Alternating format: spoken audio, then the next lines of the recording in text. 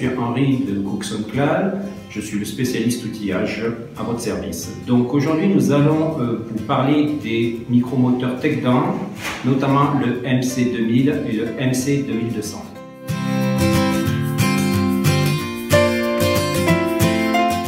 Le micromoteur vous sert dans un atelier de bijoutier à percer, meuler et fraiser, tout comme va vous le permettre un moteur suspendu classique.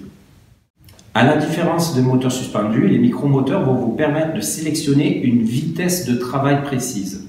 Nous allons donc parler du fonctionnement des micromoteurs et nous commencerons par le MC2000, qui est celui-ci.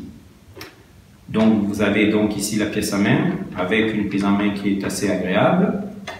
Au niveau du fonctionnement lui-même, vous avez le bouton on-off qui est derrière. Vous appuyez, la diode rouge qui est ici va s'allumer. Et vous voyez donc, vous avez le petit variateur que vous pouvez tourner. La vitesse qui est inscrite ici va de 3000 à 24 000 tours minute. Et l'idée est de pré-régler une vitesse maximale de travail. En admettant que vous voulez travailler sur 12 000 tours minute, vous mettez le variateur, le petit point blanc, sur 12 000 et une fois la pédale pressée complètement, le micromoteur va tourner à 12 000 tours minute.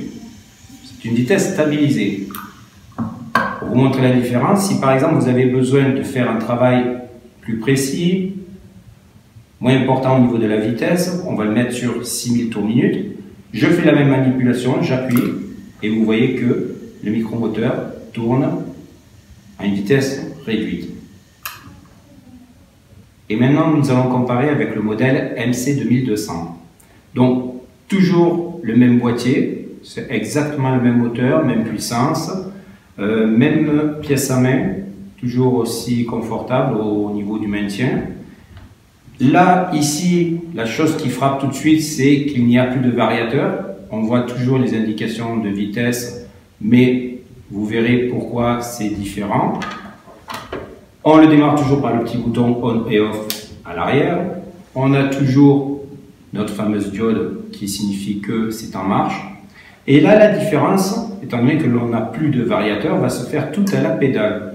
C'est-à-dire que lorsqu'on va appuyer, on va faire tourner donc notre pièce à main. Et la différence, vous pouvez le voir ici, c'est que des petites diodes vont schématiser votre vitesse de rotation. C'est-à-dire que là, pour reprendre l'exemple de tout à l'heure, si vous voulez travailler à 12 000 tours minute, il suffit simplement d'appuyer sur la pédale progressivement et de s'arrêter lorsque vous serez à 12 000 tours minute comme je fais là.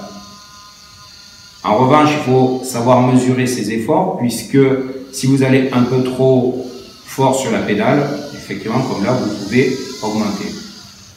Voilà donc la différence entre les deux moteurs.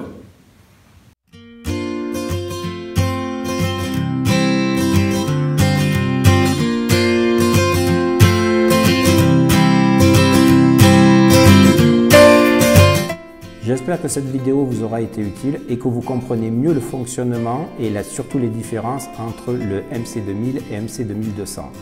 Si vous avez des questions, vous pouvez toutefois nous contacter. À bientôt.